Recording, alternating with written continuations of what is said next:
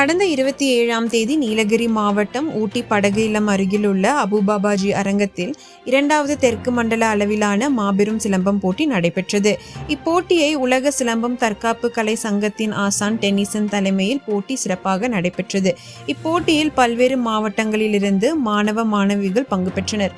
இப்போட்டியில் வஜ்ரம் விளையாட்டு வளர்ச்சி கூட்டமைப்பு மாநில தலைவர் வளரிஹாசன் காமராஜ் மற்றும் மாநில செயலாளர் சங்கர் இவர்களின் ஆசியுடன் நீலகிரி மாவட்ட தலைவர் உ நெடுமாறன் மற்றும் செயலாளர் கி இளவரசன் இவர்களின் தலைமையில் ஒருங்கிணைப்பாளர்கள் ஆனந்த் சரண்யா மற்றும் பிரதீப் ஷீபா இவர்களின் முன்னிலையில் பல்வேறு மாணவர்கள் இப்போட்டியில் பங்கு பெற்றனர்.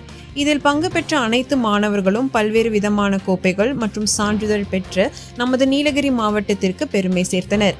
இதனைத் தொடர்ந்து இவர்களை கௌரவிக்கும் விதமாக நமது குன்னூர் வட்டம் வெலிங்டன் பகுதியில் வரவேற்பு நிகழ்ச்சி நடைபெற்றது.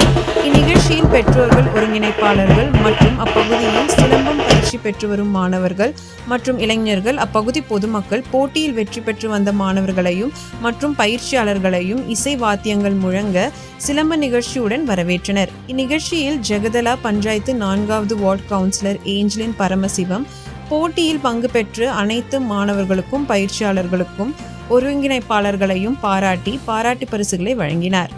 மேலும் இந்நிகழ்ச்சியில் VSDF நீலகிரி மாவட்ட கராத்தே மற்றும் சதுரங்க பயிற்சியாளர் உமாசங்கர் மற்றும் சிலம்பம் பயிற்சியாளர்கள் பிரின்ஸ், ராஜேஷ் மற்றும் ஒருங்கிணைப்பாளர் டிங்கு கலந்து கொண்டனர்.